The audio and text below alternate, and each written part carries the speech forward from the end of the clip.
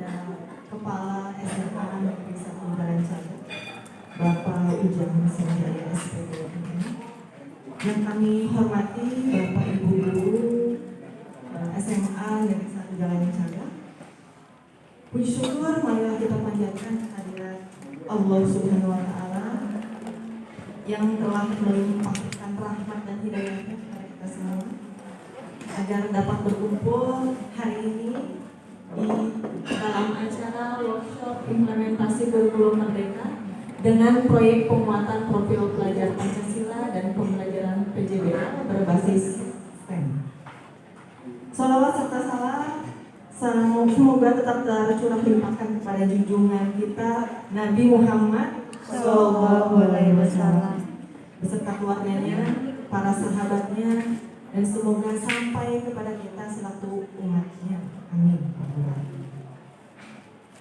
Hadirin yang kami hormati, marilah kita awali acara hari ini dengan mengucapkan basmalah bersama-sama. Bismillah. Selanjutnya akan kita dengarkan bersama tilawah yang akan disampaikan oleh Ibu Nunung Siti Fatimah SPD. Kepadanya kami persilakan.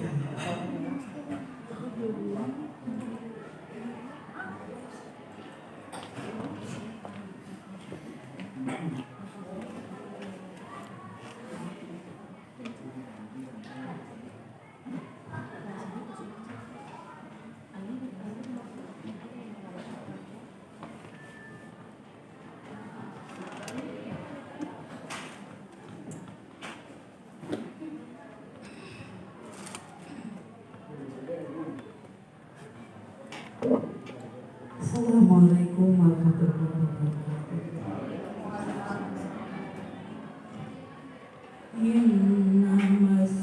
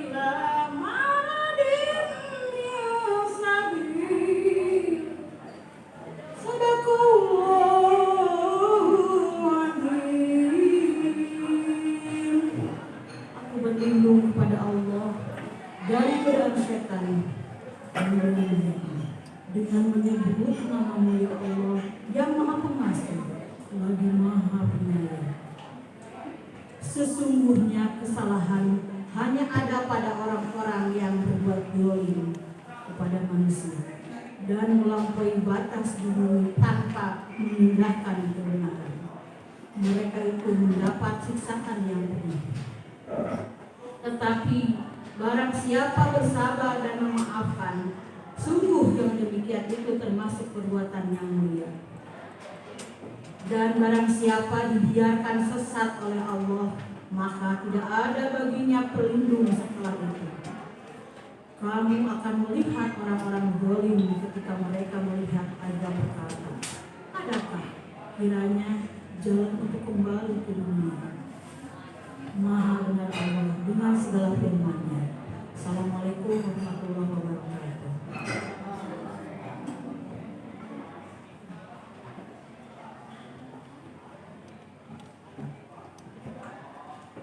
Baik, terima kasih kepada Ibu Noi. Semoga apa yang disampaikan menjadi manfaat dan dapat kita laksanakan dalam kehidupan sehari-hari.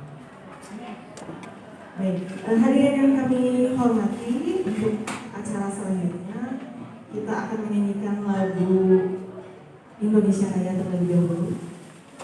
Dimohon berkenan untuk berdiri.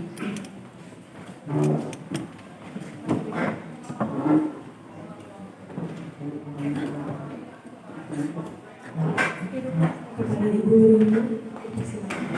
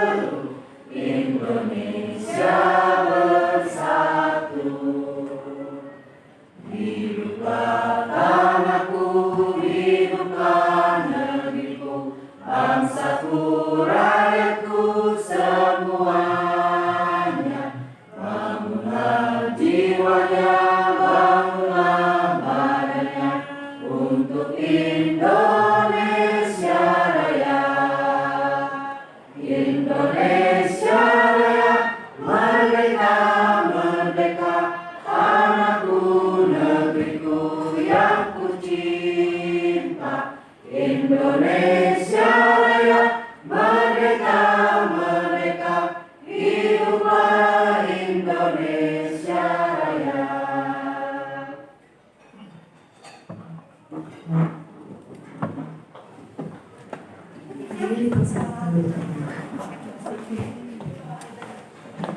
Baiklah, menginjak pada acara yakni penyampaian materi yang pertama akan disampaikan oleh Bapak Dede Lukman dengan materi budaya positif kepada Bapak Desa mempersilakan.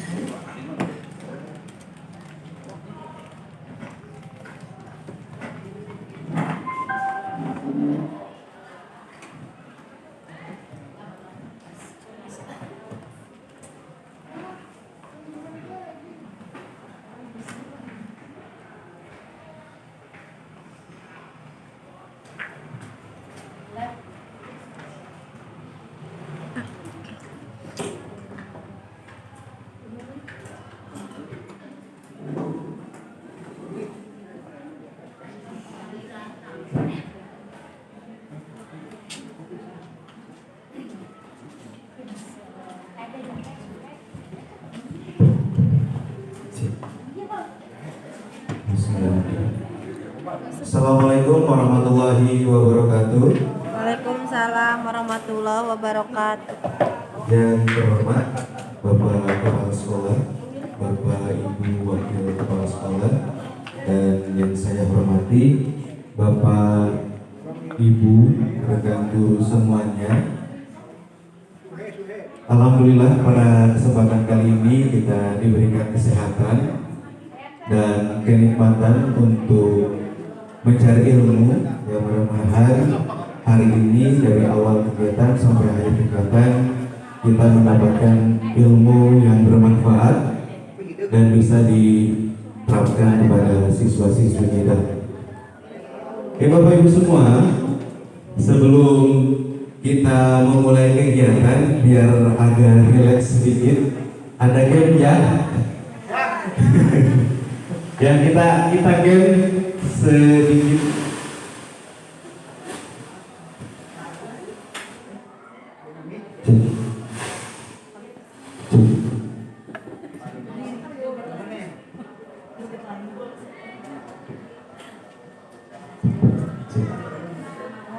Ya, kita coba games. Biasanya ini saya gunakan di kelas. Gamesnya gampang sekali ya Bapak Ibu. Bapak Ibu gak usah berpindah tempat, tetap duduk saja. Dengarkan instruksinya dari saya. Ya, instruksinya itu adalah nanti saya akan membuat sebuah cerita pendek. Ya, cerita pendek tersebut Bapak Ibu silahkan lanjutkan dari kata terakhir yang saya ucapkan. Ya, ceritanya nggak usah sama dengan cerita saya. Ya, silahkan ceritanya ngarang sendiri. Nanti supaya itu terus berkelanjutan, misalkan saya bercerita, saya sebutkan namanya siapa ke Bapak Ibu, langsung Bapak Ibu yang namanya saya sebutkan melanjutkan ceritanya ya dengan kata yang terakhir di belakang. Gitu ya.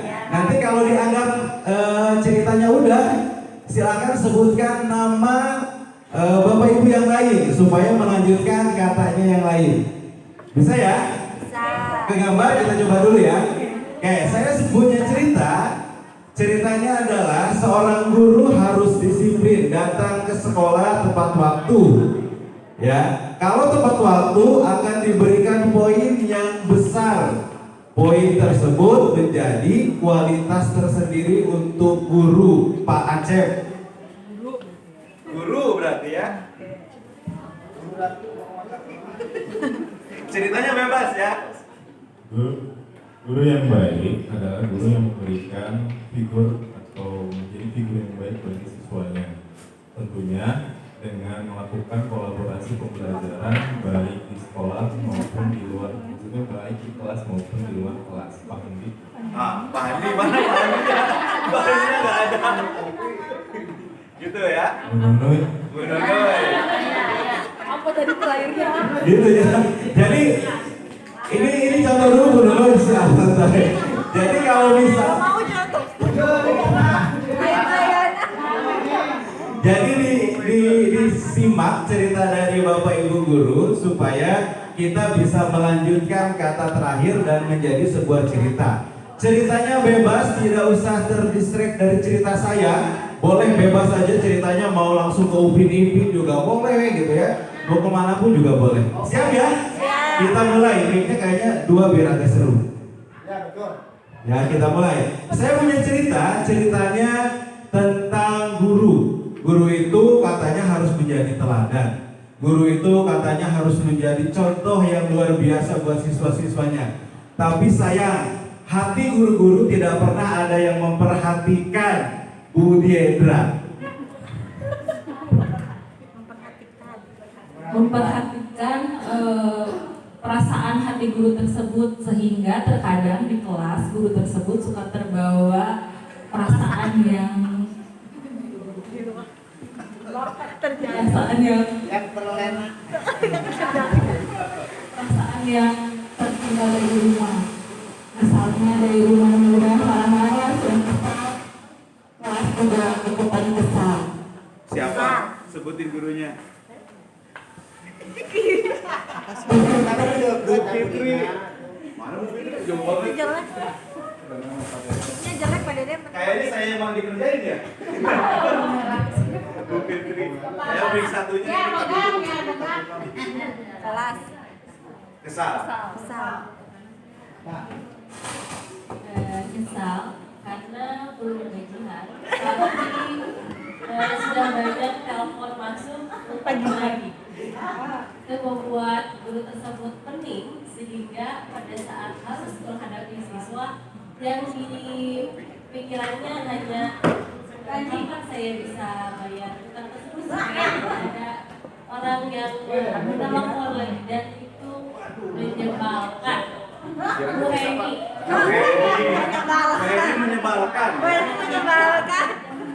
Silahkan Ibu Heni.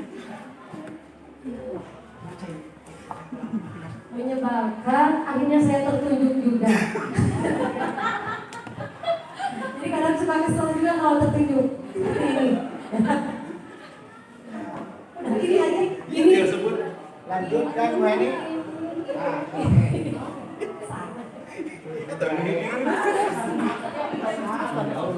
Ununoy aja. Bu Nunoy. Ini.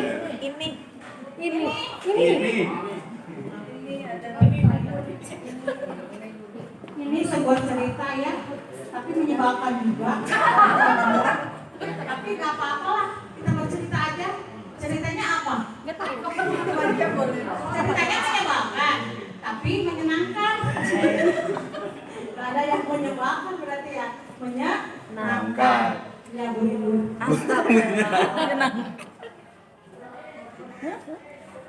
Menyenangkan karena kita akan belajar mengenai budaya positif di sekolah, sehingga kita nanti akan mengajar menjadi memberikan hal-hal yang positif buat peserta didik. Ibu Widya. Makanya sih Bu. peserta didik yang kita ada di kelas terkadang yang membuat kita kesal, atau juga ada juga pengalaman bahwa ada siswa yang selalu menyatakan I love you. Silakan Bu Rina. I love you. Ini yang terakhir closing nih. I love you sama siapa? Gurunya juga I love you. Udah closing. Terima kasih. Bu Rina tuh jadi. Nah, itu salah satu yang biasa dilakukan ketika perkenalan di awal pembelajaran. Ya, jadi supaya anak saling mengenal, anak memaksakan diri untuk mengenal nama teman-temannya. Itu makanya dibuat sebuah cerita supaya tidak monoton dari SD, bahkan dari TK anak itu suruh ke depan, perkenalkan nama saya, tidak seperti itu terus ya. Jadi ada variasinya. Gitu ya. Kita kembali lagi ke laptop, Bapak Ibu mohon maaf, saya bukan bermaksud untuk menggurui Bapak Ibu semuanya. Saya juga karena ada kewajiban ya dari guru penggerak untuk menyampaikan terkait dengan budaya positif, karena budaya positif ini sekarang yang sedang digaungkan ya bahasa ininya oleh pemerintah dan Kemendikbud. Nah, kalau kita berbicara tentang budaya positif, kita bisa lihat di sini ada pengertian terkait dengan budaya positif. Ya, budaya positif itu bukan hanya terkait sekolah saja. Ternyata ini juga bisa diterapkan di lingkungan keluarga kita juga, di lingkungan masyarakat juga, ya bahkan di organisasi-organisasi di luar dari organisasi sekolah. Jadi yang namanya budaya positif bukan hanya terpaku kepada sekolah saja. Kalau misalkan kita ingin mencetak anak, bukan anak didik ya, anak kita pribadi sebagai anak-anak yang soleh-soleha, berarti kita harus menerapkan yang namanya budaya positif. Ya kalau biasanya saya pribadi pun sampai sekarang masih menerapkan budaya yang negatif. Ada kecoa saja itu selalu dikambing hitamkan, gitu ya. Jadi anak saya ya takut dengan kecoa karena selalu dikambing hitamkan. Ketika lama di kamar mandi, awas ada kecoa, ya langsung lari gitu. Nah itu selalu dikambing hitamkan. Dan hal yang seperti itu salah satu budaya yang negatif yang seharusnya kita mulai hindari. Gitu ya, harusnya kita kasih pemahaman kecoa itu kenapa gitu kan. Banyak orang yang takut itu kenapa, karena setelah diperdalami ketika ditanya takutnya itu kenapa, nggak ada alasan gitu. Ya, karena hanya warisan saja dari orang tuanya. Nah, itu yang harus kita perbaiki di budaya positif. Nah, terkait dengan budaya positif, mari belajar bersama, berkolaborasi, berinovasi, tergerak, bergerak, dan menggerakkan. Ini adalah salah satu yang harus kita lakukan untuk menerapkan budaya positif.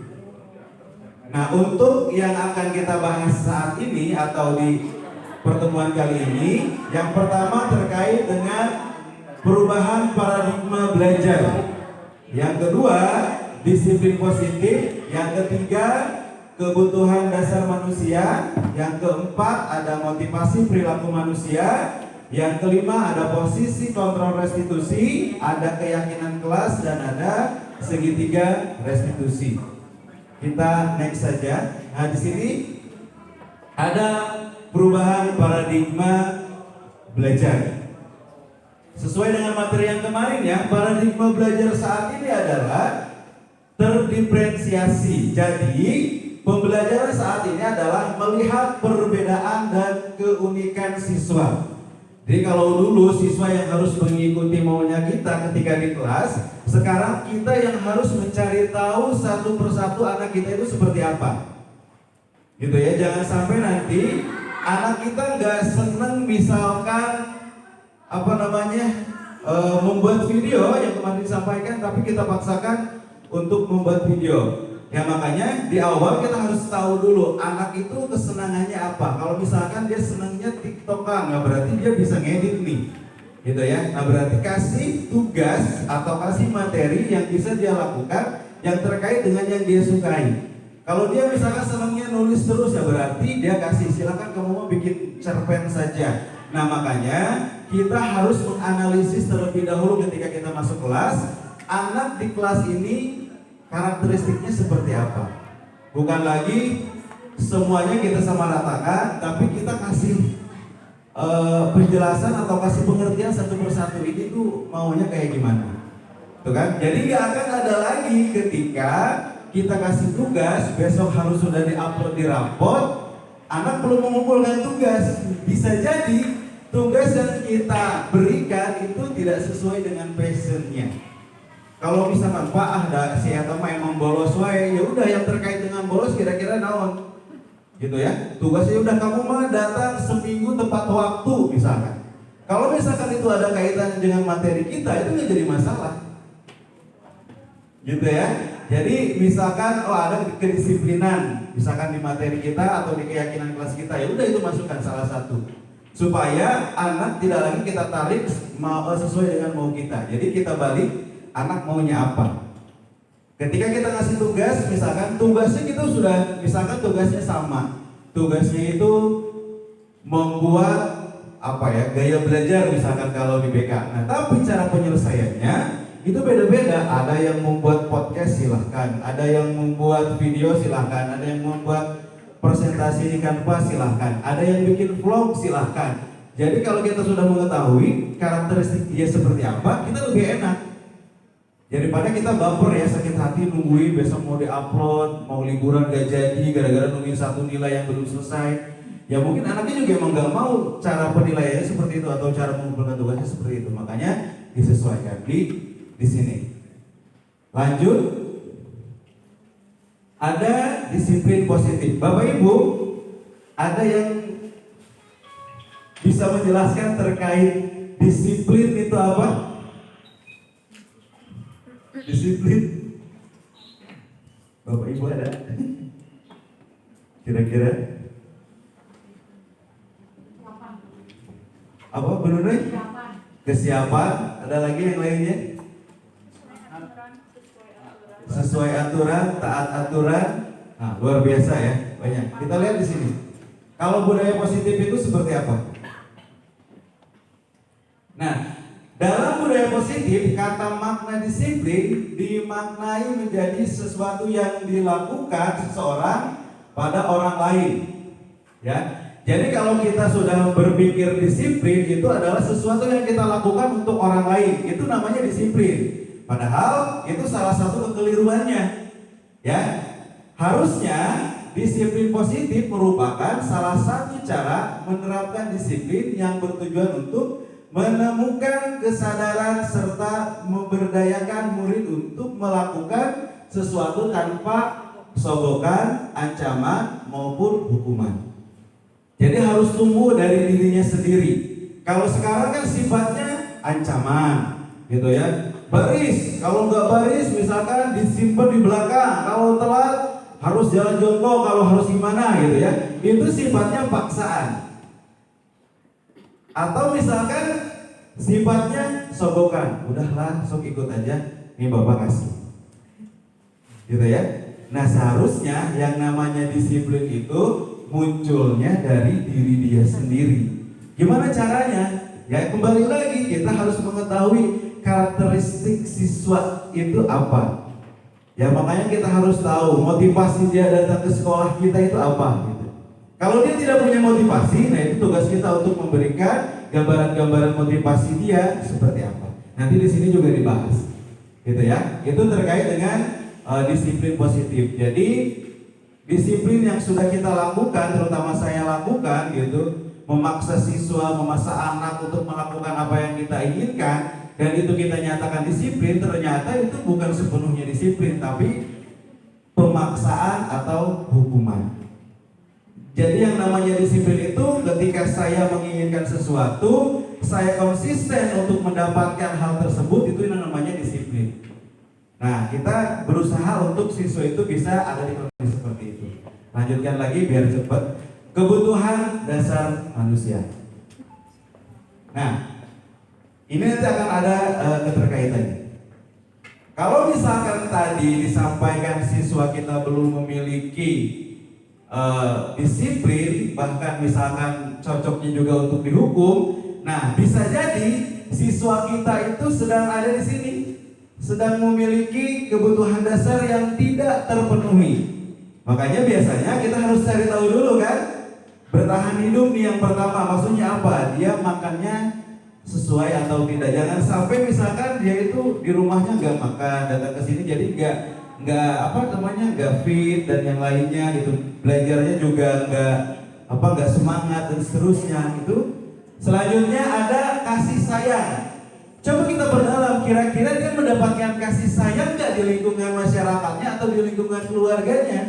Bisa jadi ketika dia tidak disiplin, dia tidak memiliki motivasi untuk masa depannya karena memang dia masih kekurangan ini, gitu ya. Atau misalkan kebebasan, nah merasa terkekang, kan ada ya orang tua yang mau ini nggak boleh, mau itu nggak boleh dengan dalih misalkan untuk kesehatan, untuk keselamatan dan seterusnya. Tapi anak merasa tidak bebas, merasa terkekang. Nah bisa jadi anak ada di kondisi ini. Terus ada kesenangan. Nah bisa jadi anak itu tidak mendapatkan kesenangan di rumahnya. Atau misalkan di sekolah pun tidak mendapatkan kesenangan. Makanya biasanya ada anak yang sudah salah, dimarahin, tapi malah ketawa-ketawa gitu. Ya tidak merasa bersalah. Nah bisa jadi anak itu tidak tahu kasih sayang dan dia ingin mencari kesenangan. Karena tidak bisa disalurkan, hal yang dilakukan itu adalah kesenangannya dia. Makanya fungsi kita untuk mengetahui nih kesenangan dia seperti apa. Yang terakhir ada penguasaan. Nah ini penguasaan ini ingin kalau bahasa anak sekarang itu membuat circle gitu ya. Nah jadi anak ingin memiliki penguasaan. Itu dari kebutuhan dasar manusia. Jadi kita nggak usah pusing, misalkannya nggak usah ribet ketika ada anak yang susah untuk kita atur atau kita disiplinkan gitu ya. Kita cari dari 5 posisi ini. Ini anak kira-kira kurang kasih sayang nggak ya? Kalau kurang kasih sayang berarti kita kasih sayang, gitu ya. Walaupun misalkan lama ningali muka mereka doang gitu ya, diomongan tidak masuk. Tapi kalau kita tahu latar belakangnya dia kurang kasih sayang, berarti kita memberikan kasih sayang. Itu salah satu contohnya saja. Next, di sini ada motivasi perilaku manusia. Nah, ini ada keterkaitannya lagi. Nah, di sini ada motivasi perilaku manusia merupakan dorongan yang timbul pada diri seseorang secara sadar atau tidak sadar untuk melakukan sesuatu tindakan dengan tujuan tertentu. Nah, di sini sudah langsung jelas ada motivasi eksternal, ada motivasi internal. Yang pertama di sini menghindari tindakan nyaman dan hukuman. Salah tulisnya. Jadi menghindari hukuman. Nah, di sini anak itu misalkan biasa kan gini ya, ketika ada anak yang salah kita marahin, anak itu kayak iya Pak, iya Bu ya. Nah, itu ada di kondisi ini. Dia termotivasi dari eksternal, tapi resikonya murid melakukan disiplin diri karena takut dihukum. Itu ya, anak datang tepat waktu, tidak pernah terlambat, tidak pernah punya kesalahan, tapi motivasinya ini juga kurang baik untuk dia. Karena ketika nanti tidak ada aturan, dia akan kembali ke posisi awalnya. Selanjutnya yang kedua ada mendapatkan imbalan atau penghargaan dari orang lain. Nah, kalau misalkan ada anak, biasanya saya juga suka melakukan, kita minta tolong ke anak, di endingnya kita kasih imbalan. Ya, beliin teh, misalkan ini 1.000-nya buat kamu. Niat kita bagus, tapi itu impact atau nanti untuk siswanya akan menjadi kebiasaan. Ketika kita nanti minta tolong, kalau nggak ada 1.000, dia akan ngomong di belakang. Wah, si ibu manita wae, si bapak manita wae. Biraku saya gue itu boganya guru, jangan sampai kayak gitu. Karena penanaman dari kitanya dari awal seperti itu. Dan kemarin juga terjadi, ya, ketika saya meminta bantuan, ketika libur anak datang ke sini, saya coba tidak memberikan apresiasi yang bentuknya uang, bentuknya apapun, dan hanya ucapan terima kasih telah membantu. Ketika ada tugas yang tertinggal, dia tidak mau menyelesaikan. Itu ternyata motivasi membantu kitanya ya karena ini, ya, karena ingin mendapatkan sesuatu atau imbalan dari yang dia lakukan. Itu baik-baik, tapi untuk jangka panjang itu tidak baik, karena dia ketika ada orang minta bantuan, pasti yang di dalam pikirannya, wah saya akan mendapatkan A, B, C, D, gitu. Jadi usahakan dihindari untuk yang ini. Jadi nanti murid melakukan disiplin diri karena ingin mendapatkan imbalan yang tadi disampaikan. Nah, ini yang terakhir, ini yang ideal, yang harusnya bisa diterapkan. Menghargai nilai-nilai kebajikan diri sendiri, gitu ya. Jadi ketika kita meminta bantuan, ya sudah, berarti kalau orang yang sudah membantu kita ucapannya apa? Terima kasih telah membantu dan seterusnya. Semoga nanti ketika kamu dapat susah juga banyak orang yang membantu dan seterusnya. Jadi hal-hal yang seperti itu yang kita tanamkan. Jadi anak ketika ada orang kesusahan, dia akan refleks membantu. Di dalam pikirannya, saya pun nanti ketika ada kesusahan pasti akan ada yang membantu. Itu yang harus kita mulai tanamkan ke diri anak-anak. Makanya tadi saya sampaikan di awal, ini bukan hanya untuk siswa saja, tapi untuk anak kita pribadi pun ini bisa diterapkan. Itu ya, terkait dengan motivasi internal. Jadi idealnya yang harus kita munculkan yang di sini. Jadi murid melakukan disiplin karena sadar akan nilai kebajikan dirinya. Jadi diusahakan ketika kita membantu, misalkan biasanya bawa buku dari kelas ke sini, gitu kan. Padahal ada makanan di meja kita, jangan langsung kita refleks nih makanan buat kamu, gitu. Ya, tapi kasih motivasi dulu. Terima kasih telah memberi, gitu, telah membantu dan seterusnya. Nanti juga insya Allah banyak yang bantu kamu dan seterusnya. Supaya tertanam di dalam pikirannya, ketika dia membantu siapapun, dia akan seperti itu. Nanti juga saya akan ada yang membantu. Ketika dia ada di posisi paling bawah pun, dia yakin saya saja pernah sering membantu orang lain, masa nanti saya nggak ada yang membantu. Jadi lebih menguatkan dirinya. Jadi kalau misalkan nanti ada di posisi ini, anak akan cenderung ketika dia posisinya sedang down, ya dia tinggal ngasih orang lain imbalan saja supaya dia naik lagi gitu. Nah, ini yang harus kita pahami supaya motivasi ini bisa muncul di motivasi siswa-siswa kita. Next, di sini ada konsep disiplin dengan identitas gagal. Di sini kalau disiplinnya dengan cara hukuman, ya, menyakitkan, tidak nyaman, murid takut, memaksa, murid menyebabkan kesalahan, selanjutnya murid menjadi rendah diri. Nah, kalau kita menghukum, nanti kondisi muridnya akan seperti ini. Selanjutnya, penghargaan. Nah, ini yang menarik Bapak Ibu.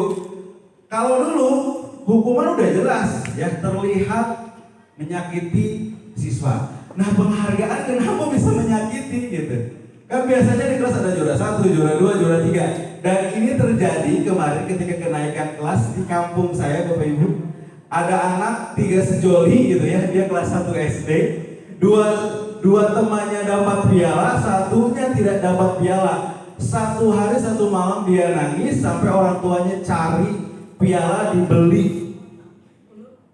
Beli piala ke Jalan Cagak nggak ada, ke Semalang nggak ada, itu sampai ke Subang nyari-nyari, sampai nanya ke rumah, Pak yang jualan piala di mana? Anak saya nangis terus.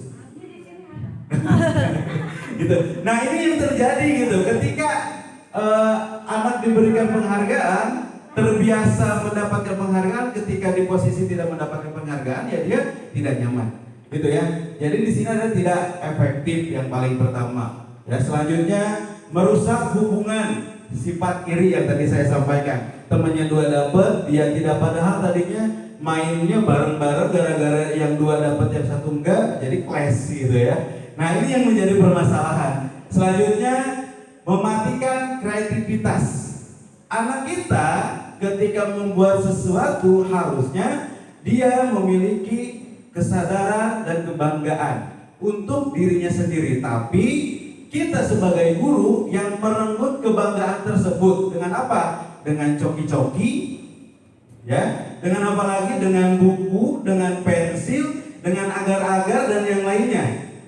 Jadi harusnya nilainya itu luar biasa dan itu berkesinambungan untuk masa depannya. Kita patahkan dengan coki-coki.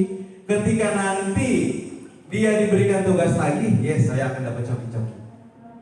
Kan sekecil itu gitu ya pemikiran anak-anak atau siswa kita. Makanya kita kalau misalkan memungkinkan menghindari yang namanya penghargaan.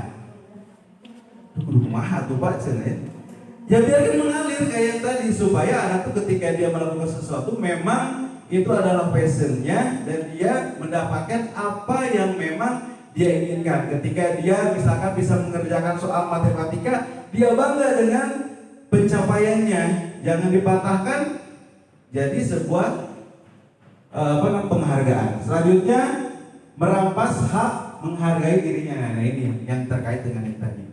Itu ya, ini terkait dengan konsep disiplin dengan identitas gagal. Nah kalau dengan konsep identitas suksesnya seperti apa? Ada 2. Yang pertama ada konsekuensi, yang kedua ada restitusi. Kalau konsekuensi adalah penguatan jangka pendek, ya, perlu monitoring berkala. Selanjutnya ada stimulus, respons. Selanjutnya ada murid menghormati peraturan. Ada kehilangan waktu untuk merenungi kesalahan. Gitu ya. Next, di sini ada yang restitusi. Murid bertanggung jawab dengan perilakunya, fokus pada pemecahan masalah jangka panjang. Murid menghormati dirinya dan orang lain. Teori kontrol, dirinya memegang kontrol. Selanjutnya murid bersemangat memperbaiki kesalahan. Jadi yang idealnya ketika anak memiliki kesalahan, kita gunakan ini, konsekuensi atau restitusi. Kalau konsekuensi itu ketika misalkan anak di kelas ya tiba-tiba menumpahkan air temannya, dia otomatis langsung dibersihkan. Nah itu konsekuensi karena dia tahu dia itu kesalahan dia langsung lakukan. Tapi kan memang ada beberapa siswa yang ya biarin aja, nanti juga ada cleaning service yang membersihkan dan seterusnya. Itu ya. Ini kita lanjutkan. Sekarang ada posisi kontrol restitusi. Pengertian restitusi di sini adalah proses menciptakan kondisi bagi murid untuk memperbaiki kesalahan mereka sehingga mereka bisa kembali pada kelompok mereka dengan karakter yang lebih kuat. Ini menurut Gosen di 2004 ya. Ciri-cirinya nih, kalau misalkan pendekatan kita menggunakan pendekatan restitusi, yang pertama bukan menebus kesalahan namun belajar dari kesalahan. biasanya kan anak terlambat, konsekuensinya lari, gitu. Padahal nggak ada kaitannya. Atau anak tidak mengerjakan tugas bahasa Indonesia, tapi konsekuensi atau hukuman yang diberikan itu adalah diam di luar kelas. Padahal nggak ada hubungannya. Jadi kalau misalkan anak tidak mengerjakan tugas, kita kasih tahu kamu kira-kira kenapa tidak mengerjakan tugas dan kamu maunya tugasnya seperti apa. Nah itu yang harus kita bisa lakukan. Lanjut, memperbaiki hubungan. Selanjutnya tawaran bukan paksaan. Nah yang tadi ya, kamu maunya seperti apa gitu. Kalau misalkan kamu tugasnya seperti ini, maunya seperti apa, yang penting ketercapaiannya sama. Gitu, ini yang harus kita mulai pahami. Selanjutnya, menentukan untuk melihat ke dalam diri. Selanjutnya yang kelima, mencari kebutuhan dasar yang mendasari tindakan. Yang keenam, fokus pada karakter bukan tindakan.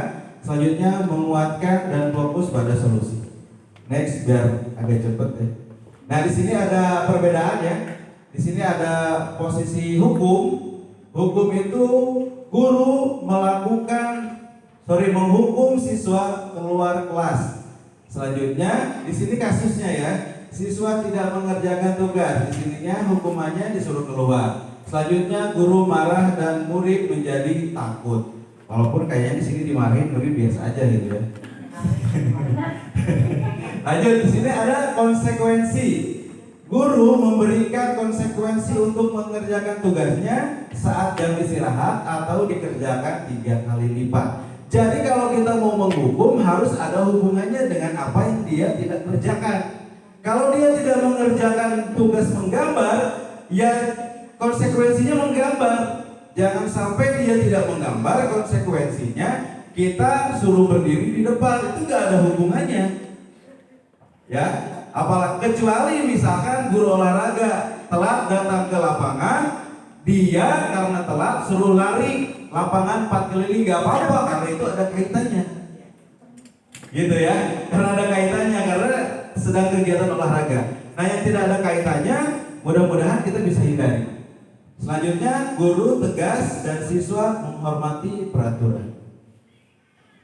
Kalau restitusi, guru menanyakan keyakinan kelas atau keyakinan sekolah dan dirinya selanjutnya membantu siswa menyelesaikan masalahnya. Guru terbuka dan siswa menghormati dirinya dan orang lain. Jadi lebih enaknya mah kita tanya aja, kamu kenapa nggak kerjain tugas gitu, dengan bahasa kita. Kalau bahasanya intonasinya rendah masih nggak cocok, agak naikin gitu, supaya takutnya tidak terdengar. Bukan berarti kita mau marahin ya, takutnya tidak terdengar gitu ya. Nah ini lebih cenderung kita tanya dulu, kenapa sih dia nggak ngerjain tugas, kenapa sih dia tidak datang ke kelas, kenapa sih dia nggak mau sekolah gitu kan, kenapa sih dia masih ngerokok dan seterusnya. Kita tanya dulu, takutnya background orang tuanya sudah mengizinkan gitu. Orang tuanya saja udah ngizinin, bahkan di rumahnya sama orang tuanya udah merokok bareng, minum bareng, tapi di kita dilarang, kan ini gak menyelesaikan masalah. Berarti kita harus komunikasi dulu dengan orang tuanya. Kalau misalkan semua guru gak bisa, berarti nanti komunikasi dengan BK gitu kan, ngobrol dengan orang tuanya, gimana nih? Orang tuanya sudah mengizinkan, tapi kita punya aturan gak boleh. Nah itu kita harus cari solusinya. Jadi harus di restitusi. Lanjut. Nah di sini ada 5 posisi kontrol restitusi yang kemarin disampaikan oleh Bu Dian. Ya, yang pertama ada di posisi teman, selanjutnya ada pembuat rasa bersalah, ada penghukum, ada manajer, ada pemantau. Next, kita lihat lagi. Nah ini contoh siswa tidak memakai atribut lengkap di sekolah. Kalau posisi di penghukum, patuhi aturan di sekolah, sekarang berdiri di lapang, tidak usah ikut belajar. Ini posisi penghukum. Kalau posisi pemberi rasa bersalah, Berapa kali harus Bapak ingatkan kalau di sekolah atributnya harus lengkap. Kamu buat Bapak kecewa. Disambungkan lagi, orang tua kamu itu susah. Gitu, kamu udah sekolah ke sini itu, misalkan biayanya aja orang tua kamu itu dapat minjem. Saya tahu orang tua kamu dari kecil dan seterusnya. Nah, terus anak membuat menimbulkan rasa bersalah terhadap dirinya. Dan ini juga nggak terlalu cocok. Selanjutnya di sini, ayolah buat Bapak gak apa-apa sekarang kamu salah.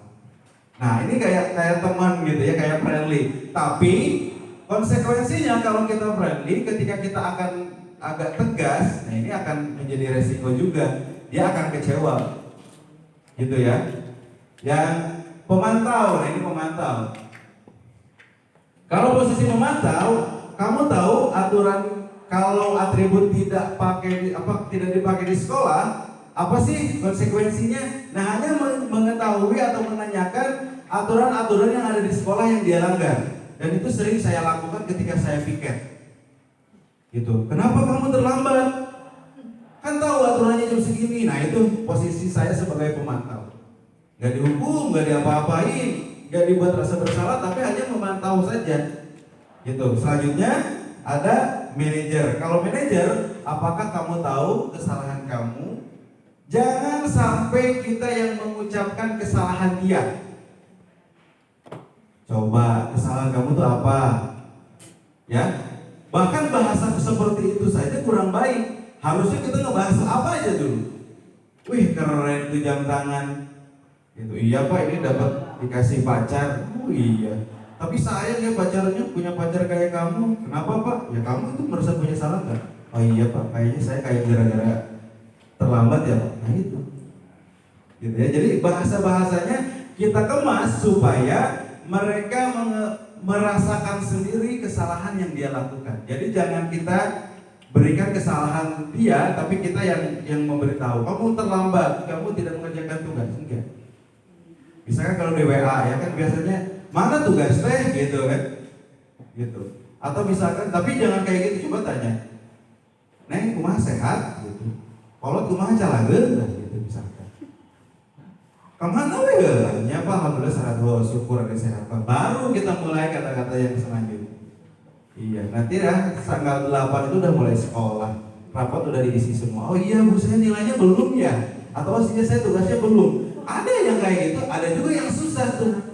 Ya, ada mereka umum kita sudah bikin kata-kata yang kemana-mana juga nggak ngerti-ngerti. Berarti turunkan kita ke posisi pemantau. Dan tadi kan di posisi pemantau. Ya, baru kita kasih tahu kan tugas, kan kita sudah punya kesepakatan. Tugas itu harus dikumpulkan tanggal sekian, kamu masih belum dikumpulkan. Masih susah keneh wae, posisi teman. Itu bisa wae, entong dua ieu mah kudu. Jadi yang dua ini, terutama yang penghukum ini kita hindari. Tapi insya Allah ketika kita konsisten menggunakan 3 posisi ini saja bisa diselesaikan. Itu walaupun membangun relasinya kita lumayan lama dulu. Gitu ya. Lanjut lagi. Sekarang di keyakinan kelas. Bu, keyakinan kelasnya apa, Bapak Ibu?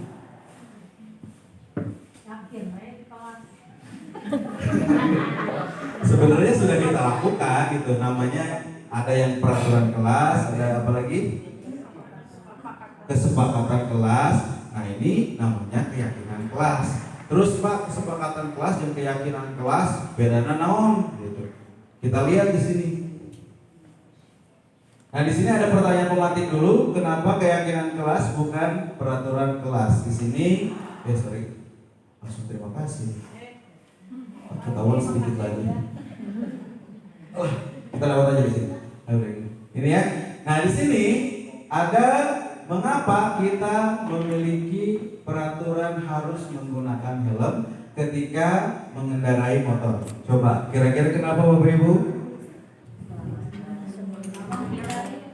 Dari polisi.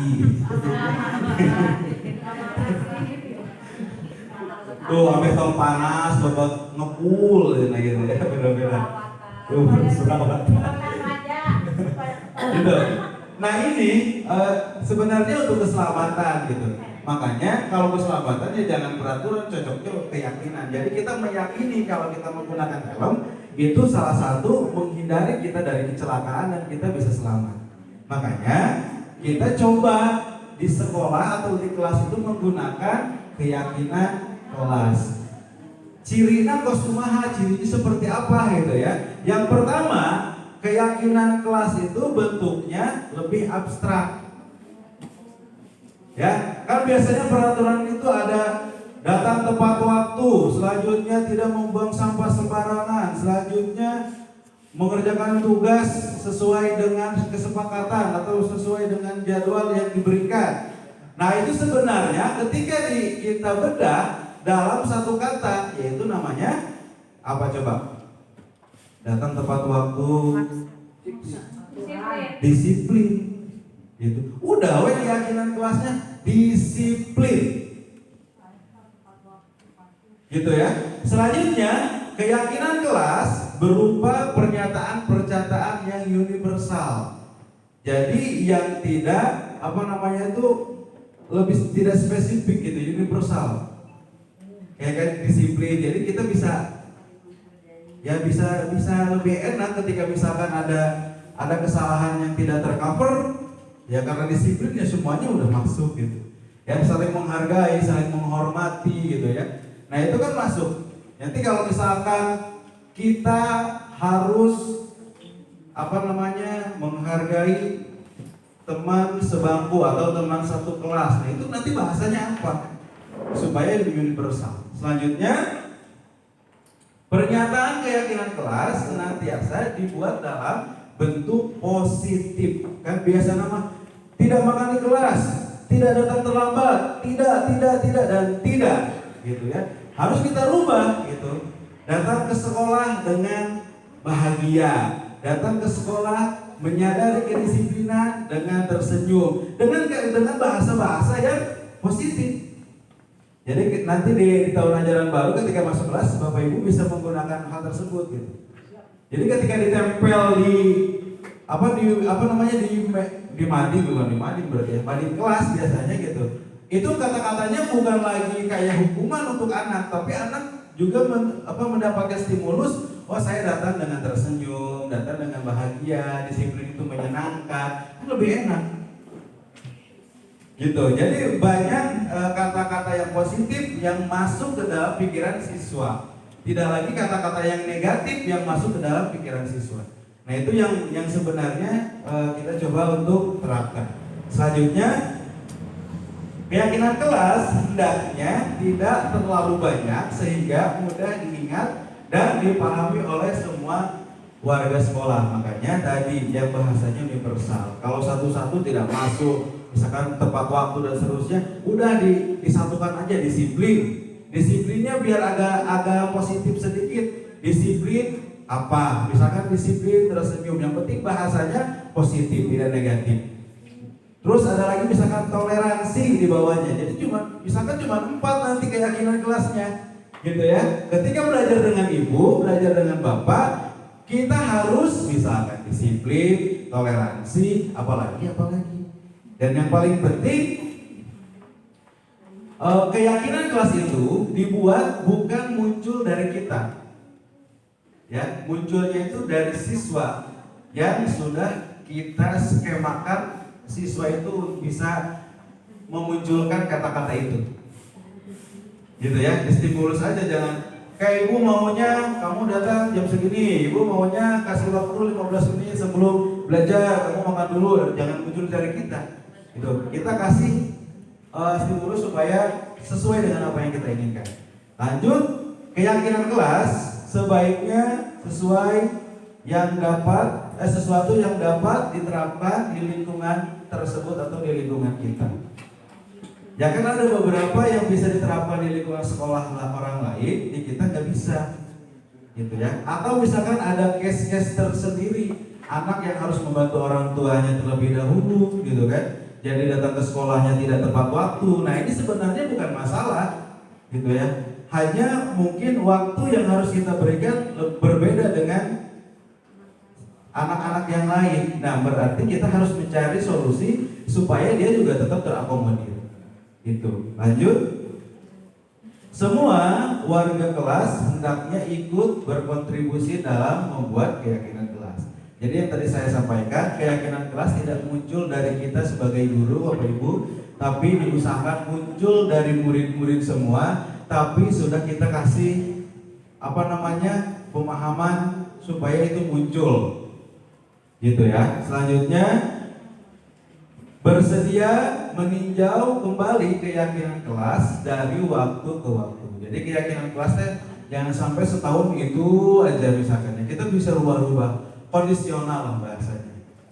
Gitu ya. Selanjutnya yang terakhir, keyakinan yang sudah disepakati ditempel di kelas kalau bisa. Tapi kalau misalkan kita di SMA, kalau misalkan di kelas tersebut ada 20 guru yang masuk setelah dalam 1 minggu misalkan, ya mungkin nanti keyakinan kelasnya banyak gitu. Makanya cocoknya kalau SMA ya kita menggunakannya keyakinan sekolah. Jadi nanti sekolah yang membuat untuk mengcover semua aturan-aturan yang ada. Jadi bukan lagi tata tertib sekolah gitu, tapi adanya keyakinan keyakinan sekolah. Nanti kata-kata di dalamnya positif semua, ya. Tidak lagi misalkan merokok, tidak lagi kayak gitu, tapi tidak disiplin atau melanggar apa, etika apa gitu. Nah, itu lebih enak nantinya. Next. Nah, ini yang akan kita bahas selanjutnya adalah tentang segitiga restitusi. Bapak Ibu, kalau misalkan kita di CGP ini sedang hangat-hangatnya gitu ya. Segitiga restitusi ini adalah salah satu cara untuk menindak siswa. Ya, kaitannya dengan yang tadi, yang 5 posisi guru itu. Ada yang penghukum, kita apa lagi tadi Bapak Ibu? Ada yang masih ingat? Ada pemantau, manajer, selanjutnya pembuat rasa bersalah, satu lagi teman. Nah itu. Nah di sini kalau misalkan kita ingin menggali permasalahan yang muncul dari murid atau yang terjadi di murid, yang pertama harus kita lakukan adalah menstabilkan identitas. Ya, nah di sini ada contohnya. Setiap orang pasti punya kesalahan, gitu ya. Atau ada lagi, kamu bukan satu-satunya yang pernah melakukan itu. Misalkan kita sedang menghadapi anak yang tidak mengerjakan tugas udah 2 kali. Jangan langsung, mana tugasnya? Jangan langsung kayak gitu. Udin, misalkan. Ibu tahu, misalkan. Bapak juga, Bapak tahu, misalkan. Kamu banyak kesibukan, gitu kan. Setiap orang juga pasti banyak kesibukan, banyak permasalahan. Kayak gitu dulu. Distabilkan dulu identitasnya, supaya dia menyadari bahwa dia itu ada di kondisi salah. Selanjutnya, di sini ada yang kedua, validasi tindakan yang salah. Caranya gimana? Caranya ini, kamu tentunya punya alasan melakukan itu. Jadi tanyakan dulu Bapak Ibu, ketika misalkan murid kita melakukan kesalahan, tanyakan alasannya apa. Terus Pak, buat apa kalau kita sudah mengetahui kesalahannya? Yang tadi saya putarkan kembali, kebutuhan manusia itu sabaraha Bapak Ibu?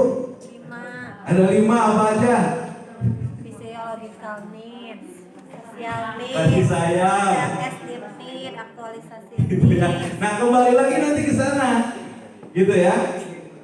Kalau misalkan ketika kita tanya kamu tentunya atau di sini deh ini. Adakah cara yang lebih efektif untuk mendapatkan apa yang kamu butuhkan? Gitu ya. Ini yang harus salah satu kata-kata yang bisa kita, ini mah kata-kata bakunya ya. Nanti bisa kita sesuaikan, modifikasi dengan bahasa Sunda, modifikasi dengan bahasa-bahasa yang lainnya, bahasa-bahasa kedaerahan, silakan. Dan itu diperbolehkan. Saya tanyakan katanya boleh, gitu ya. Tambahan katanya, ya bahasa Sunda tambahan boleh, silakan. Ya intinya, ketika kita sudah menstabilkan identitas siswa, gitu kan, selanjutnya validasi tindakan yang salahnya dengan cara yang tadi disampaikan. Selanjutnya, yang ketiga, menanyakan keyakinan. Nah, kira-kira kalau kita sudah punya keyakinan kelas atau keyakinan sekolah, baru kita tanyakan, kira-kira ada enggak yang keyakinan kelas yang kamu langgar misalkan? Ada Pak, ada Bu misalkan. Saya melanggar kedisiplinan atau melanggar disiplin karena saya tidak mengerjakan tugas sesuai dengan kesepakatan. Nah, itu kan dia akan muncul sendiri. Ya, lanjut kita tanyakan, terus kalau sudah seperti itu apa yang akan kamu lakukan? Gitu kan? Ya, saya akan menyelesaikan tugas tersebut. Ada kendala enggak? Gitu. Kita terus tanyakan. Itu ya Bapak Ibu. Mungkin itu saja yang bisa saya sampaikan, dan di sini ada closing statement ya. Manajer menjadi paradigma baru sebagai seorang guru. Jadi kalau misalkan kita ingin terus berkarir di guru, mudah-mudahan kita nanti ada di kondisi menjadi manajer untuk siswa-siswa kita. Karena kalau kita jadi manajer, kita akan melahirkan manajer-manajer yang baru untuk masa depan bangsa kita. Mungkin itu saja, mudah-mudahan bermanfaat ilmunya. Terima kasih Bapak Ibu, saya tutup. Assalamualaikum warahmatullahi wabarakatuh.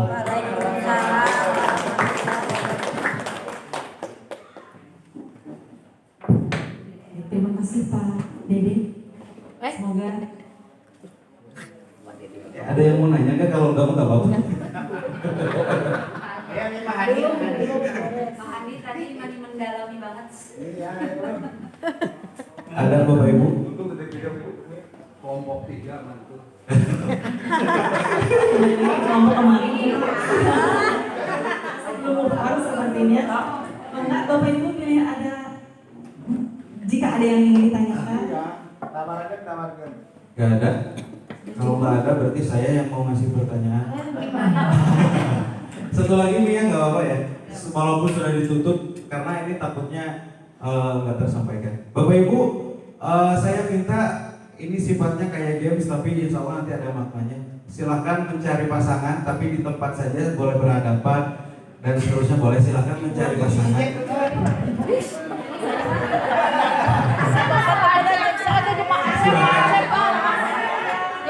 Boleh berjauhan ya, gak usah berdekatan juga nggak apa-apa. Sudah ya, sudah dapat pasangan masing-masing? Oke. Kalau sudah berhadapan Bapak Ibu, saya minta tolong yang sebelah yang sebelah kiri saya, silahkan dikasihkan kepalan tangan ke temannya. Sebelah kiri saya. Ya, kasih kepalan ke temannya, kepalan. Boleh berdekatan, boleh. Silakan kasih kepala. Oke. Yang kasih kepala sudah ya, udah yang kasih kepala. Satu aja yang sebelah kiri saya. Atau salah satunya, kalau misalkan gak cocok kiri kanan saya, salah satunya. Kasih kepala sudah. Yang tidak mengasih kepala, silahkan gimana caranya kalian mempengaruhi orang yang memberikan kepala kalian untuk kepalanya dibuka. Silahkan, gimana caranya?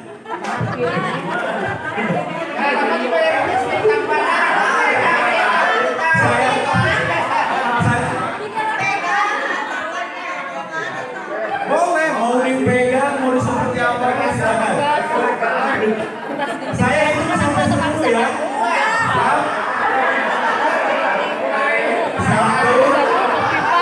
2, 3, 4, 5, 6, 7, 8, 9, 10. Udah? Terbuka? Pakai sobokan ya? nggak boleh. Itu ya cara. Batu. Oh, iya.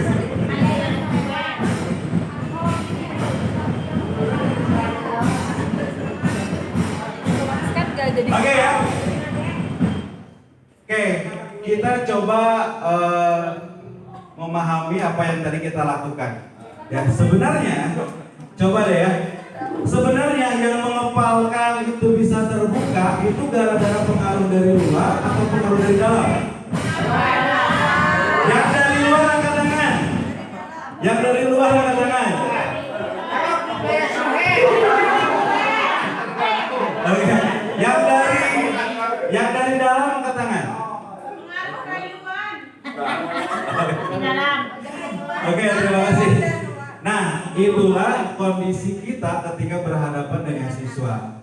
Ya, sebenarnya ketika kita marah, ketika kita memaksa, itu bukan kita yang hebat, tapi karena siswa yang mau merendahkan dirinya untuk mengikuti apa yang kita inginkan. Ya, ketika tadi misalkan saya posisinya orang yang mengepal, walaupun saya misalkan kalau saya sudah tekad saya mengepal, mau dipukulin, mau seperti apapun tidak akan dibuka. Tapi karena ada keyakinan yang saya miliki, ya udah deh saya buka aja, dibuka. Gitu ya. Jadi yang kita lakukan ketika kita menghukum, ketika kita memaksa dan merasa anak yang kita hukum, kita paksa itu melakukan apa yang kita inginkan, sebenarnya bukan kehebatan kita, tapi kehebatan siswa-siswa kita yang mau merendahkan dirinya untuk membuka egois dia sendiri. Nah, kita yang sebagai orang yang lebih dewasa belum bisa membuka egois diri kita sendiri.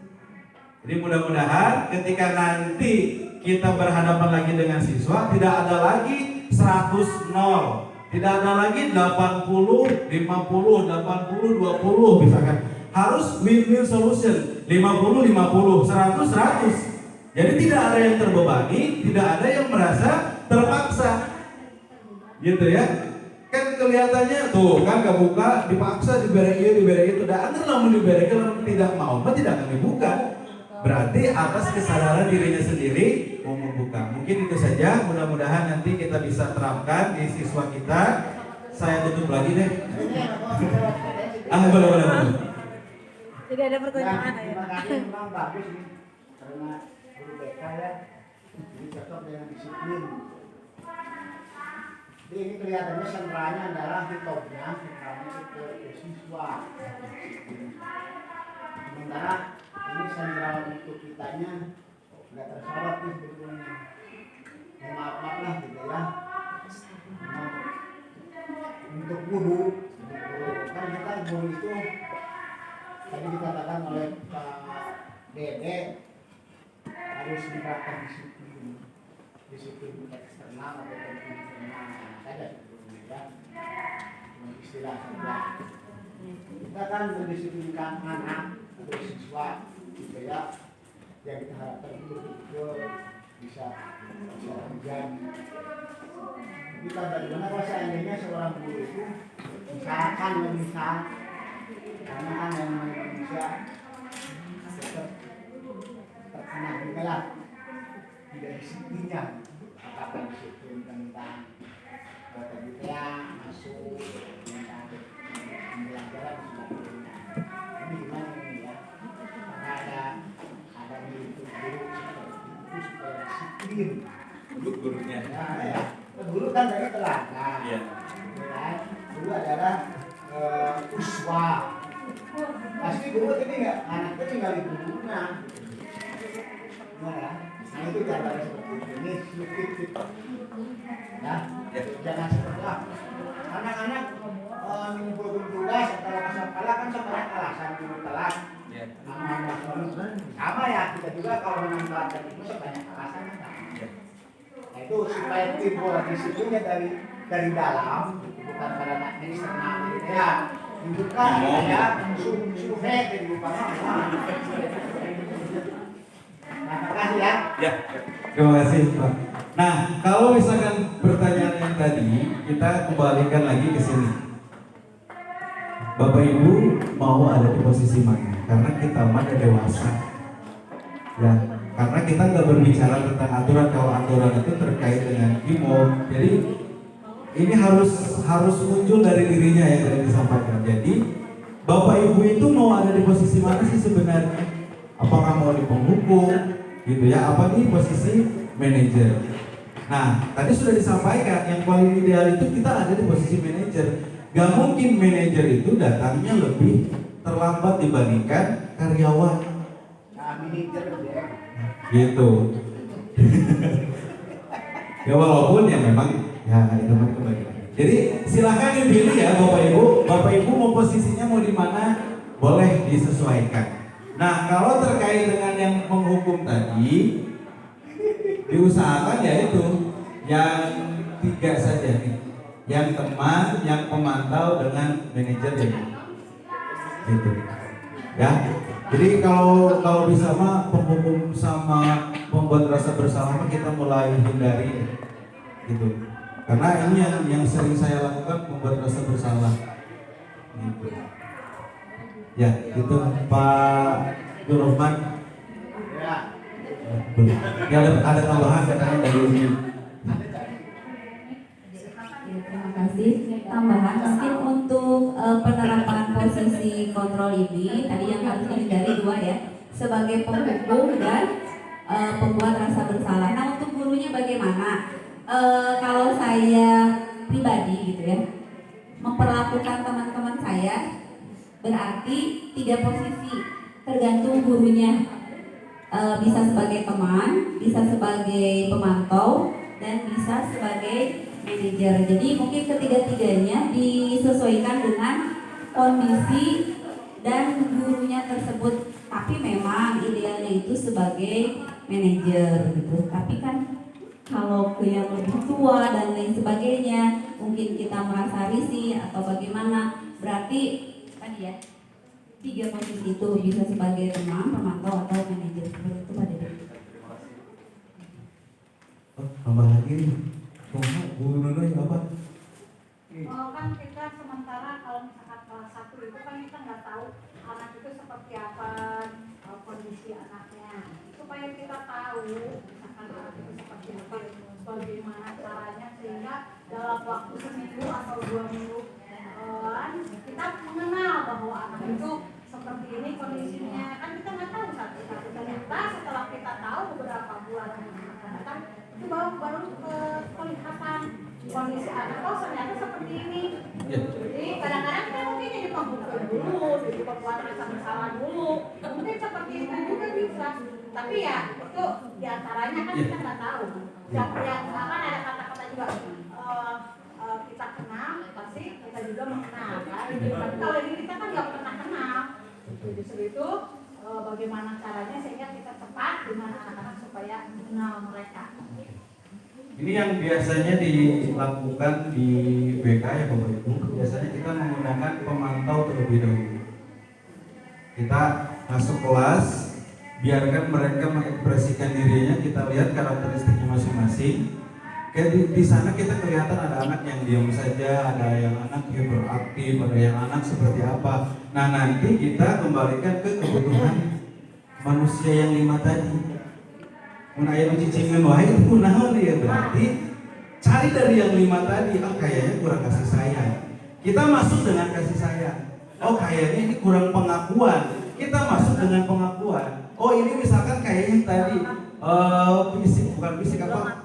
Nah, makan, belum sarapan dan seterusnya. Berarti kita masuk di lewat sana. Nah itu yang harus kita lakukan. Jadi yang pertama biasa yang harus kita lakukan atau yang biasa dilakukan oleh saya itu adalah pemantau terlebih dahulu. Kalau guru BK, Ya semuanya juga harus seperti itu.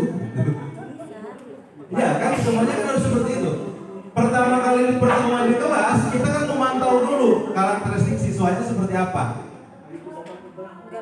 Nah itu kan ketika nanti sudah tahu karakteristiknya kita akan tahu cara penanganannya. Si eta mah geus aneh lulumpatan wae. Gimana di rumahnya mungkin kecil jadi nggak bisa bergerak di rumahnya misalkan gitu. Atau misalkan dengan hal-hal yang lain yang tadi yang lebih sensitif itu misalkan di rumahnya karena adiknya banyak terus jatah makannya sedikit jadi dia nggak kebagian makan, datang ke sekolah itu dia lemas, tidak bergairah, ngantuk dan seterusnya. Ketika kita perdalam, oh dia itu ada masalah, kita cari kebutuhan di 5 kebutuhan manusia itu. Nah kalau sudah ketemu, kayaknya ini mah cocoknya di sini, ajak ngobrol.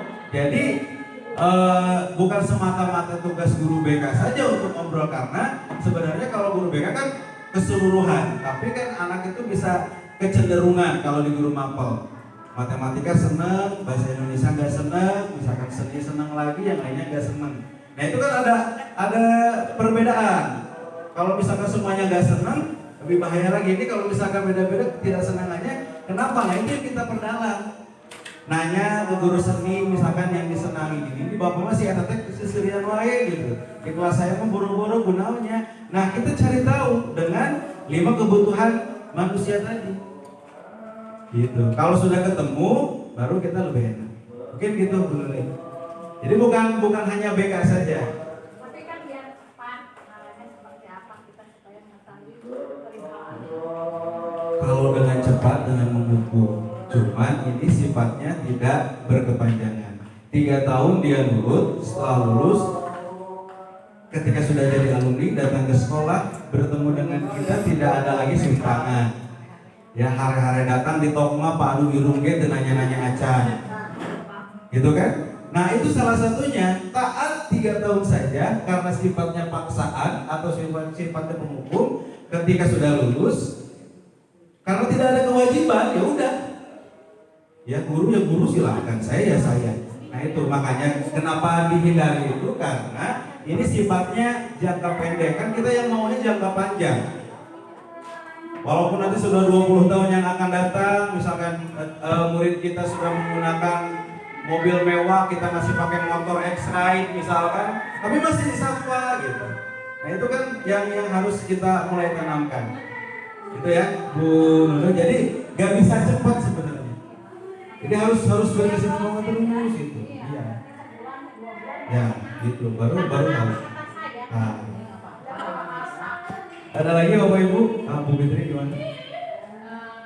mungkin ini karena nanti selama jadi piket, selama tahun ini jadi piket, saya itu berbagi terbebani sih, cuman kebingungan di saat harus. Jadi lupa nanya memang ada isu.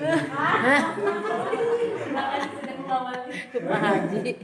Jadi kebingungan dalam ya tadi kan, kalau misalnya kita masih tidak bisa jadi hukum atau seperti itu menjadi seorang pembuat rasa bersalah, jadi hanya memantau manajer teman-teman. Nah kalau untuk anak-anak yang terlambat itu selalu karena mereka terlambat pasti ada hukuman. Cepatnya seperti itu. Cuman pada saat saya coba begitu, misalnya pada saat saya pikir saya kasih hukuman literasi, hukuman mengerjakan soal matematika, fisika, IPS, IPA, catat bapak nama kalau tahu, ya dengan searching dan sebagainya. Nah itu berhasil hanya pada hari saya sedang piket saja. Pada saat saya bukan saya yang piket, teman-teman yang lain yang piket, orang tersebut terlambat. Jadi bahkan kami piket sendiri sudah hafal betul anak-anak yang sering telat, dan itu lagi segerombolan itu lagi. Nah mungkin ada tidak solusi untuk supaya itu penanganannya memang tidak cepat, tapi bagaimana penanganan kami mungkin nanti yang jadi piket penanganannya bagaimana supaya bisa menyadarkan anak-anak tersebut supaya tidak terlambat. Saya pernah bilang ke mereka, tanya satu persatu, kamu mau kerja kuliah satu-satu. Kenapa saya bilang begitu? Kalau kuliah, boleh nggak ada dosen nggak yang menggunakan kamu kalau terlambat? Bagaimana dengan nilai kamu kalau misalnya dosen tersebut nggak mau kasih nilai karena kamu terlambat? Saya pernah dikasih seperti itu. Kamu ngapain? Saya mau kerja Bu. Ada nggak perusahaan yang menerima kamu di saat kamu sering terlambat? Kamu bertahan nggak di perusahaan tersebut? Nah coba seperti itu. Tapi namanya juga proses, besoknya dia belum mengenal. Nah mungkin Anda tidak mungkin masukan buat kami di tiket pada saat nanti terlambat, kemudian ada anak yang misalnya terlambat 5 menit, 10 menit, 45 menit, bahkan kembali sampai 1 jam.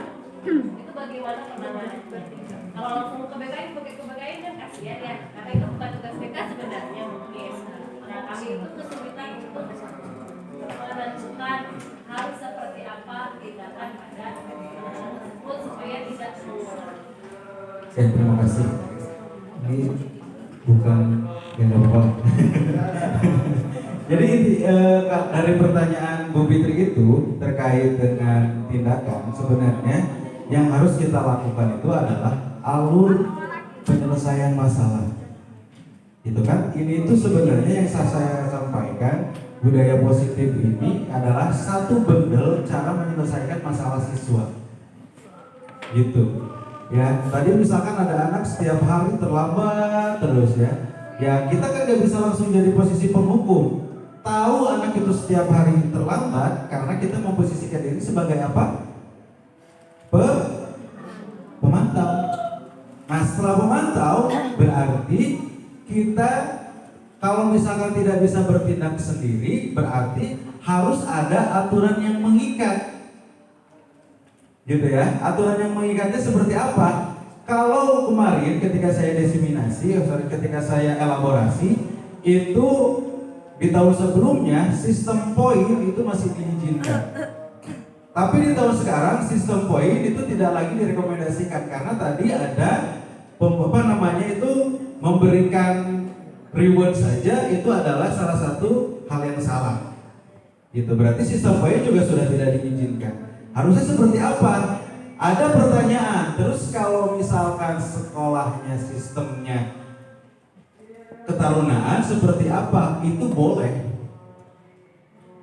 Ya, bukan berarti kita berubah sistemnya dengan sistem ketarunaan, tapi kita harus punya keyakinan sekolah. Selanjutnya kita buat alur penyelesaian masalahnya, dan itu disepakati oleh orang tua.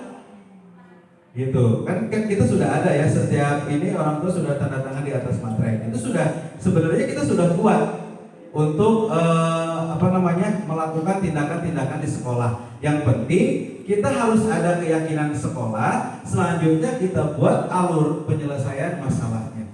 Ketika anak misalkan terlambat 5 menit, 10 menit, 12 menit terus misalkan, nah ini misalkan masuknya ke keyakinan sekolah apa? Misalkan disiplin. Kalau nantinya disiplin berarti kita bikin alur penyelesaian masalahnya seperti apa? Entah itu penindakan siswanya atau penyelesaian atau rehabilitasinya lain.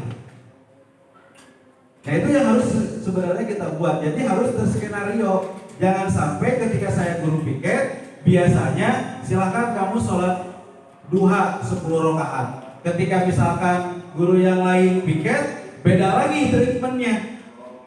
Kan beda-beda karena tidak ada alur penyelesaiannya. Tapi kalau misalkan ada alur penyelesaiannya, cukup saja guru piket misalkan menjadi posisi pemantau. Setiap hari ada yang terlambat, misalkan si A terlambat 15 menit langsung masuk kelas. Tulis saja terus masuk kelas. Nah nanti silahkan posisi misalkan untuk menyelesaikan masalahnya siapa, misalkan dari tim kedisiplinannya. Gitu kan? Nanti dipilah-pilah. Oh ini mah cara penyelesaiannya gini, ini masuknya ke keyakinan kelas ini. Nanti kalau keyakinan kelas ini yang dilanggar berarti nanti resiko yang dia lakukan, konsekuensinya, bahasanya gitu ya, konsekuensinya adalah A, B, C, D, dia lakukan. Gitu. Nah ketika sudah dilakukan baru ada segitiga restitusi supaya dia bisa kembali ke lingkungannya atau ke teman-temannya dengan posisi yang lebih kuat, tidak terlambat lagi dan seterusnya. Gitu. Jadi kalau misalkan mau kita buat alur penyelesaian masalahnya sebenarnya bisa. Yang penting konsisten. Jadi yang terlambat itu langsung masuk aja ke kelas. Bisa. Tapi karena saya bukan di sekolah ini bukan ranahnya untuk membahas itu ya, itu bukan kewenangan saya. Saya hanya menyampaikan gambarannya saja. Kalau mau melakukan dengan menggunakan budaya positif ya kayak gitu salah satu contohnya. Gitu. Mungkin itu Bu Fitri. Ada lagi Bu Fitri?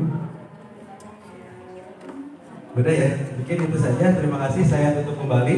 Assalamualaikum. Oh ya. Boleh.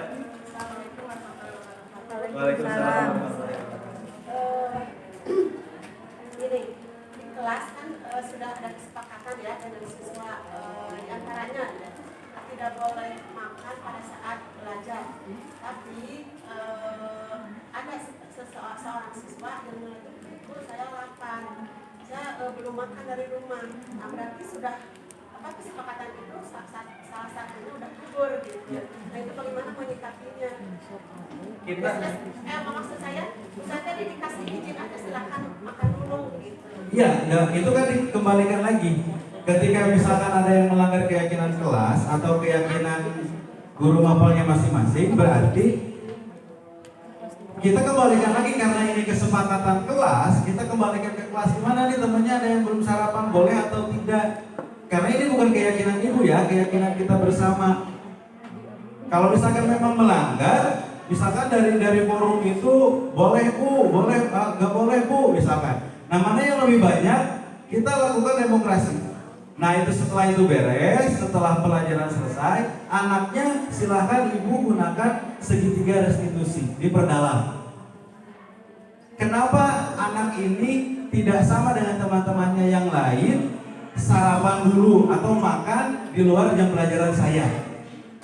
Gitu, diperdalam dulu bu, distabilkan dulu identitasnya, divalidasi kesalahannya, baru keyakinan kelasnya yang dilanggar seperti apa. Dari nanti muncul komitmen dia tidak akan melakukan lagi, atau ketika misalkan ada permasalahan, ada solusinya disepakati. Gitu. Kayak misalkan bu setiap teman-teman yang lain istirahat, saya suruh nungguin kelas gitu kan. Takutnya barang-barangnya hilang. Contoh ini. Jadi saya nggak sempat istirahat, yang istirahat pas masuk saya udah nggak kebagian, jadi saya nggak sempat makan gitu kan. Nah berarti kan ada yang terjadi, makanya kita gunakan segitiga restitusi supaya ada solusi untuk penyelesaiannya, gitu. Gitu bu. Ya, alhamdulillah. Terima kasih, mungkin itu saja untuk Bapak Ibu. Saya tutup kembali. Assalamualaikum warahmatullahi wabarakatuh.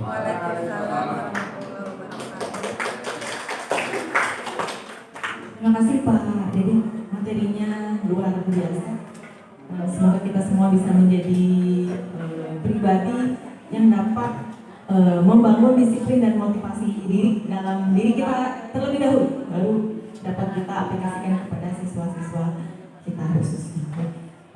Untuk selanjutnya kita langsung saja ke materi kedua, yaitu perihal STEM. Kepada Ibu Nia Kurnia SPD, kami persilakan.